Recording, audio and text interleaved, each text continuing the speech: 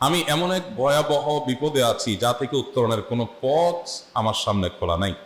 এমন কোনো আমল শিখিয়ে দিবেন যে আমলের মাধ্যমে এই ভয়াবহ বিপদ থেকে আমি রক্ষা পেতে পারি? ভাইরা আমার, এই ধরনের প্রশ্ন আমাদের কাছে অহরহ আসে যে এমন বিপদে আছেন যে বিপদ থেকে আসলে রক্ষা পাওয়ার জন্য আপাত দৃষ্টিতে কোনো পথ দু চোখে দেখতে পাচ্ছেন না, এক কথা দেয়ালে পিঠ থেকে গেছে। তো এরকম পরিস্থিতিতে একজন ইমানদার আল্লাহ রাব্বুল আলামিনের কাছে তার এই সমস্যাকে তুলে ধরবার জন্য কয়েকটা আমল আমরা বলতে পারি, যে আমলগুলোর মাধ্যমে আল্লাহ তাআলা ওই অসম্ভবকে তার জন্য সম্ভব করবেন ইনশাআল্লাহ। এবং এই আমলগুলোর চর্চা আমার জীবনে আমি করে দেখেছি, এগুলোর প্রয়োগ করে দেখেছি, আমলগুলো করে দেখেছি। আলহামদুলিল্লাহ, যেখানে মনে হয়েছে এই সমস্যা বাহ্যিকভাবে সমাধানযোগ্যই না, আল্লাহ তাআলা সেটাকে অলৌকিকভাবে সমাধান করেছেন। কিন্তু আমার জন্য বহুবার আমি দেখেছি। এরকম 4টা আমল আছে যেগুলো আমরা কোনো বিপদে পড়লে, নারী হোক, পুরুষ হোক, পারিবারিক হোক, আর্থিক হোক বা নিরাপত্তা সংশ্লিষ্ট হোক, যে কোনো সমস্যা হোক, যদি আপনার মনে হয় যে দেয়ালে পিঠ থেকে গেছে, কেউ কিছু করতে পারছে না আপনার জন্য, আপনি পরিপূর্ণ ইয়াকিনের সাথে, দৃঢ় বিশ্বাসের সাথে এই 4টা আমল নিয়মিত করবেন। এবং আমি বহু মানুষকে পার্সোনালি এটার পরামর্শ দিয়েছি, ওনারা আমল করেছেন, আমল করে উপকৃত হয়েছেন। এরকম বহু মানুষ আছেন, বৃদ্ধ মানুষ, বাবা ক্যান্সারে আক্রান্ত হয়েছেন অনেক দেরিতে, আল্লাহ তাআলা অলৌকিকভাবে সাহায্য করেছেন। হ্যাঁ, কখনো যদি আল্লাহ তাআলা এই আমলগুলো করার পরও আমার বিপদ দূর না করেন, তাহলে হয় আমার আমলের মধ্যে কোনো ত্রুটি ছিল, অথবা আমার এই বিপদ দূর না হওয়ার মধ্যে আমার জন্য কোনো কল্যাণ নিহিত ছিল। আল্লাহ তাআলা আমার দোয়া কবুল করে যে উপকার হতো তার চেয়ে বেটার কিছু হয়তো আমাকে দিবেন, এই ইয়াকিন একজন ইমানদারের থাকবে। সেই 4টা আমলের 1 নম্বর হলো ইস্তিগফারের আমল। ইস্তিগফার, আপনি ফেসে গেছেন কোনো জায়গা, কোনো উপায় পাচ্ছেন না, আপনি ইস্তিগফার করতে থাকেন। আস্তাগফিরুল্লাহ ওয়া আতুবু ইলাইহি, আস্তাগফিরুল্লাহ ওয়া আতুবু ইলাইহি, আস্তাগফিরুল্লাহ ওয়া আতুবু ইলাইহি, আস্তাগফিরুল্লাহ, আস্তাগফিরুল্লাহ, আস্তাগফিরুল্লাহাল্লাযী লা ইলাহা ইল্লা হুয়াল হাইয়ুল কাইয়্যুম ওয়া আতুবু ইলাইহি ওয়া লা হাওলা ওয়া লা কুওয়াতা ইল্লা বিল্লাহ। اللهم أنت ربي لا إله إلا أنت خلقتني وأنا عبدك وأنا على عهدك ووعدك ما استطعت أعوذ بك من شر ما صنعت أبوء لك بنعمتك علي وأبوء لك بذنبي فاغفر لي فإنه لا يغفر الذنوب إلا أنت سيد الاستغفار। এভাবে যে কোনো ইস্তেগফার করতে থাকেন, আপনি বেশি বেশি করে আল্লাহর কাছে ইস্তেগফার, ক্ষমা প্রার্থনা করতে থাকেন, খুব বেশি। আপনার 2 ঠোঁটে অনবরত আপনি চাইতে থাকেন আল্লাহর কাছে ক্ষমা।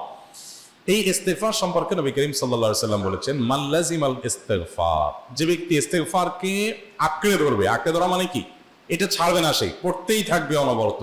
টয়লেটে যাওয়ার সময়টা, ঘুমের সময়টা, খাওয়ার সময়টা বাদে, অবসর নামাজের সময়টা বাদে সারাক্ষণ সে ইস্তেগফার করবে। এরকম যদি কেউ করে, আল্লাহ রাব্বুল আলামিন জাআলাল্লাহু লাহু মিন কুল্লি হাম্মিন ফারাজা ওয়া মিন কুল্লি যীকিন মাখরাজা, সকল পেরেশানি থেকে, সকল টেনশন থেকে বের হওয়ার পথ আল্লাহ তাআলা অলৌকিকভাবে তার জন্য আবিষ্কার করে দিবেন। এবং আমি আমার জীবনে যেটা বলেছিলাম, বিস্তারিত বলতে চাই না, এরকম পরিস্থিতি আসছে যে চোখের সামনে কোনো আপাতত রক্ষার কোনো পথ আর খোলা নেই, এমন ভয়াবহ বিপদ।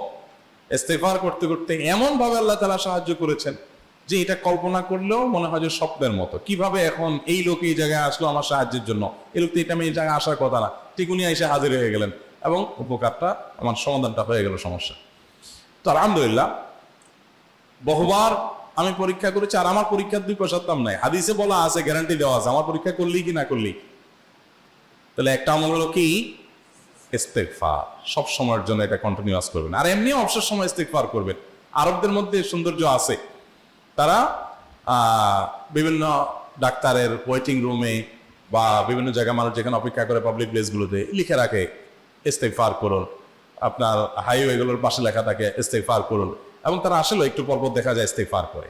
ভালো মন্দ গুণ সবার মধ্যে আছে, তাদের এই ভালো গুণটা আছে, ইস্তেগফার বেশি বেশি করা। আমরা ইস্তেগফার সচরাচর এইভাবে অনবরত অবসর সময় করার অভ্যাস অনেকের মধ্যেই নেই। আমরা এটা চালু করবো ইনশাআল্লাহ। বিশেষ করে যখন কোনো সমস্যা হবে, তখন ইস্তেগফার চলতে থাকবে মুখে অনবরত, ধীরে ধীরে মহব্বতের সাথে নিজেকে, নিজের পাপ অপরাধগুলোর কথা স্মরণ করে আল্লাহর কাছে মাফ চাইতে থাকবে, পেরেশানি দূর হবে ইনশাআল্লাহ। 1 নাম্বার 2, দুরুদ।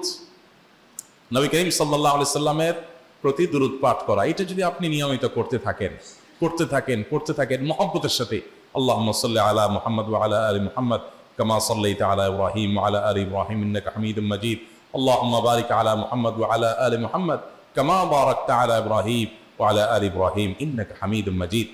আপনি একবার ছোট দরুদ যদি পড়েন সাল্লাল্লাহু আলাইহি ওয়াসাল্লাম, সাল্লাল্লাহু আলাইহি ওয়াসাল্লাম, আল্লাহুম্মা সাল্লি আলা মুহাম্মদ ওয়া আলা আলি মুহাম্মদ, শুধু এইটুকু পড়েন। জাযাল্লাহু আন্না মুহাম্মাদাম মা হুয়া আহলু, শুধু এইটুকু পড়েন। আপনি এভাবে যেই কোনো দরুদ নবী করিম সাল্লাল্লাহু আলাইহি ওয়াসাল্লামের প্রতি যদি পড়েন এবং করতে থাকেন অনবরত, ইস্তিগফারের পাশাপাশি দুরুদের ক্ষেত্রে নবী করিম সাল্লাল্লাহু আলাইহি ওয়াসাল্লাম বলেছেন যে এইটা তোমার জন্য যথেষ্ট হয়ে যাবে। তুমি যদি আল্লাহর কাছে আর কোনো দোয়া করতে না পারো, শুধু দুরুদটা পড়ো, তোমার সব পেয়ে যাও, কিচ্ছু লাগবে না। এক সাহাবী বলছেন, রাসূলুল্লাহ আমার দোয়ার মধ্যে দুরুদ কত পার্সেন্ট রাখবো? আমি তো আমার অনেক কিছু আল্লাহর কাছে চাইবো, দুরুদ মানে তো নবীজির জন্য দোয়া, মানে আমার জন্য তো আমি দোয়া করবো, আপনার জন্য দোয়া কত পার্সেন্ট করবো? 1/3, 1/4, তারপরে হাফ, এভাবে বিভিন্ন পার্সেন্টেজ বলছিলেন তিনি। নবী করিম সাল্লাল্লাহু আলাইহি ওয়াসাল্লাম বলেছেন যে এর বেশি করতে পারলে আরো ভালো, আরো ভালো। তো ভদ্রলোক এর বেশি, ওই সাহাবী রাদিয়াল্লাহু তাআলা আনহু, তিনি এর বেশি বাড়াতে বাড়াতে বাড়াতে বাড়াতে একটা পর্যায়ে বলছেন যে আমি সব দোয়া আপনার জন্য করি। নবী করিম সাল্লাল্লাহু আলাইহি ওয়াসাল্লাম বলেছেন তাহলে তোমার আর কোনো দোয়াই করতে হবে না, এর মধ্যে সব দোয়া চলে আসবে। কারণ আপনি যদি বলেন আল্লাহ আপনার নবীর প্রতি আপনি রহমত নাজিল করেন, আপনার নবীর প্রতি আপনি শান্তি নাজিল করেন, আপনি যেটা দোয়া করেন, তো আল্লাহকে আল্লাহর নবীর প্রতি আপনি রহমত নাজিল করতে বললে আল্লাহ তাআলা আপনার প্রতি রহমত নাজিল করবেন কি করবেন না? আপনি কাউকে খুশি করতে চান, কার কাছ থেকে কিছু আদায় করতে চান, তার ছেলেটারে যদি হাদিয়া তোফা দেন, আদর যত্ন করেন, তো বাই ডিফল্ট অটোমেটিকলি ওই লোকের সিম্পেথি আপনার দিকে আসবে। আপনি করে নিয়মিত আল্লাহ রাব্বুল আলামিন তার সকল পেরেশানির জন্য যথেষ্ট করে দিবেন। এই আমলটাকে সবগুলো দূর করার জন্য যথেষ্ট হয়ে যাবে। এই দুরুদের আমলটা আমি দেখেছি সুবহানাল্লাহ গুলির মতো কাজ করে। আজকের ঘটনা, এক ভদ্রলোক সকালে একটা টেলিভিশন চ্যানেলে, বেসরকারি চ্যানেলে প্রোগ্রাম শেষ করে নামছিলাম লিফটে, তো উপস্থাপক উনি বলছিলেন যে ভাই মানে দুরুদের আমল করে আমি কিছুদিন আগে একটা ইয়াতে মানে এমন একটা অবস্থা যে এইটা থেকে বের হওয়ার কোনো পথ আর নাই, শুরু করলাম দুরুদ অনবরত, এরপরে আল্লাহ তাআলা আমাকে এমনভাবে উদ্ধার করলেন আমি কল্পনাও করতে পারি। আলহামদুলিল্লাহ এই আমলগুলো করে অনেক ভাইরা আমাকে অভিজ্ঞতা জানাইছে যে আলহামদুলিল্লাহ তাদের অভিজ্ঞতা হলো কি। হ্যাঁ ওই যে বললাম, কখনো যদি আল্লাহ তাআলা আপনার দোয়া কবুল না করেন তাহলে হয় আমার ত্রুটি আছে, আর না হলে আমার জন্য আল্লাহ তাআলা ইচ্ছে বেটার কিছু রেখেছেন, আমি সেই ইয়াকিন রাখবো ইনশাআল্লাহ বিদিনিল্লাহ। আর এই দোয়াতে সমাধান হবেই হবে, সে বিশ্বাস থাকতে হবে। নবী করিম সাল্লাল্লাহু আলাইহি ওয়াসাল্লাম বলেছেন, হাদিসে কুদসিতে আল্লাহ বলেছেন আনা ইনদা যান্নি আবদি বি, বান্দা আমার প্রতি যেমন ধারণা করে আমি তেমন আচরণ করি। এখন আপনি যদি চিন্তা করেন করে দেখি হয় কিনা, দেখি ট্রাই করি, তাহলে ওই আল্লাহ তাআলা বলবেন ঠিক আছে দেখতে থাক। আপনি যদি ইয়াকিন করেন যে না নবী করিম সাল্লাল্লাহু আলাইহি ওয়াসাল্লাম যে বলেছেন অতএব সেটা হবেই, আর আল্লাহ রাব্বুল আলামিনের কাছে আমি ওইভাবেই চাবো যে আল্লাহ দিবেনই, আমি নিয়েই ছাড়বো, ইনশাআল্লাহ গুলি মিস হতে পারে, আপনার দোয়া মিস হবে না। ওই ইয়াকিন, ওই ঈমান আমার মধ্যে আনতে হবে, চেষ্টা করবো তো ইনশাআল্লাহ। তাহলে দুইটা আমল হলো ইস্তিগফার আর দুরুদ। 3 নম্বর আরেকটা আমল হলো দোয়া ইউনুস। দোয়া ইউনুস, লা ইলাহা ইল্লা আন্ত সুবহানাক ইন্নী কুনতু মিনাজ জালিমিন। বেশি বেশি পড়তে থাকবেন, যখন বিপদে পড়বেন ইস্তিগফার আর দুরুদ পড়বেন সবচেয়ে বেশি, আর মাঝে মধ্যে দোয়া ইউনুস, লা ইলাহা ইল্লা আন্ত সুবহানাকা ইন্নী কুনতু মিনাজ জালিমিন। আল্লাহ সুবহানাহু ওয়া তাআলা কোরআনে কারীমে এই দোয়ার পরে বলেছেন ওয়া কাযালিকা নুনজিল মুমিনিন। এই দোয়া পাঠ করার মাধ্যমে ইউনুস আলাইহিস সালামকে পৃথিবীর ইতিহাসের সবচেয়ে অলৌকিক ঘটনা, সকল সায়েন্স, সকল আপনার বিজ্ঞানের তত্ত্ব সবগুলোকে আপনার সবগুলোর বিপরীতে বা সবগুলোকে আপনার ভুল প্রমাণ করে দিয়ে ওই জায়গাটার জন্য আল্লাহ তাআলা ইউনুস আলাইহিসকে মাছের পেটে ঢোকার পর সেখান থেকে আবার জীবিত রেখে বের করেছে। অক্সিজেন অভাবে তো সেখানে এমনি মারা যাওয়ার কথা, আরো নানা কারণে মারা যাওয়ার কথা, তাই না? কিন্তু আল্লাহ তাআলা তাকে রক্ষা করেছেন, কারণ ওই বিপদে পড়ার পর থেকে এটা পড়তেছিলেন লা ইলাহা ইল্লা আনতা সুবহানাকা ইন্নী কুনতু মিনাজ জালিমিন। তো আল্লাহ তাআলা কোরআনে বলেছেন এটা ইউনুস, তার নবী ইউনুস আলাইহিস সালামকে আল্লাহ তাআলা এটার মাধ্যমে রক্ষা করেছেন, সেটা তার জন্য খাস না, এটা তার জন্য স্পেশাল না, বরং আল্লাহ বলেছেন ওয়া কাযালিকা নুনজিল মুমিনিন, এটা দিয়ে আমি তাকে রক্ষা করেছি, একইভাবে ঈমানদারদেরকেও এটার মাধ্যমে রক্ষা করব।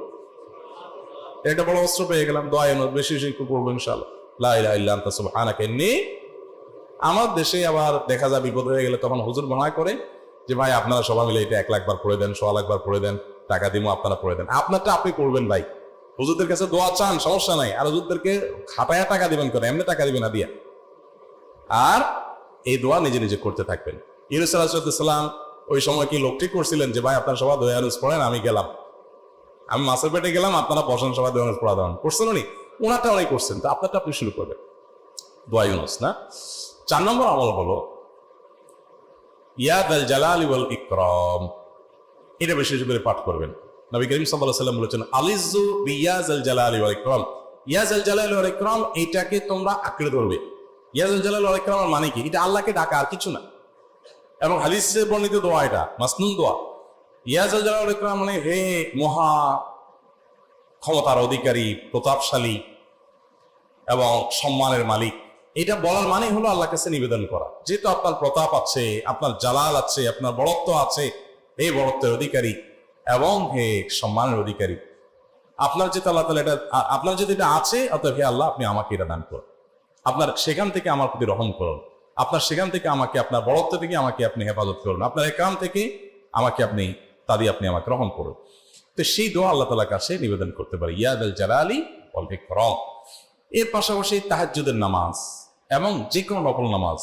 কারণ নবী সাল্লাল্লাহু আলাইহি ওয়াসাল্লাম ইজা হাজাবা ওয়া আমরুন সাল্লাহ, নবীজি সাল্লাল্লাহু আলাইহি ওয়াসাল্লামের কোনো পেরেশানি শুরু হলে আগে ওযু করে 2 রাকাত নামাজ পড়তেন, ওযু করে 2 রাকাত নামাজ পড়তেন। আমাদের যখন পেটে ব্যথা শুরু হয়, আগে কার কথা মনে পড়ে? ডাক্তারের কথা মনে পড়ে। যখন গায়ে জ্বর আসে, সবার আগে মনে পড়ে কিসের কথা? নাপা, নাপা, ঠিক না? জ্বর আসছে গায়ে, সবার আগে আমরা কি চিন্তা করি? নাপা। নাপা আপনি চিন্তা করেন, খান, নিষেধ না তো, ওষুধ গ্রহণ করা সুন্নত। নবী সাল্লাল্লাহু আলাইহি ওয়াসাল্লাম নির্দেশ করেছেন ওষুধ সেবন করতে, আপনি করেন, ভালো কথা। কিন্তু ইমানদার সবকিছুর আগে, ব্যথা আসছে তাহলে ব্যথার জন্য একটা ওষুধ দোয়া শিখেছেন, দোয়াটা আগে করবে, পাশাপাশি ওইটা করবে। এলো ইমানদারের কাজ। আমরা আজকাল ইমান থেকে অনেক দূরে সরে গেছি। আল্লাহ আমাদের সেই ইয়াকিন দান করুন। তাহাজ্জুদের সময় দোয়া, অনেক বেশি দোয়া কবুল হয়। তাহলে 4টা আমল ইনশাআল্লাহ আপনাকে এই ভয়াবহ বিপদ থেকে উদ্ধার করার জন্য সাহায্য করবে ইনশাআল্লাহ। সেই ইয়াকিন নিয়ে করবেন। সেই সাথে as-সাদাকা তারুদ্দুল বালা, দান সাদাকা করা, অন্যান্য যে আমলগুলো আছে টুকটাক, সেগুলোর সাথে সাথে চালান। বাকি এই 4টাকে বেসিক্যালি একটু জোরালোভাবে করতে থাকে।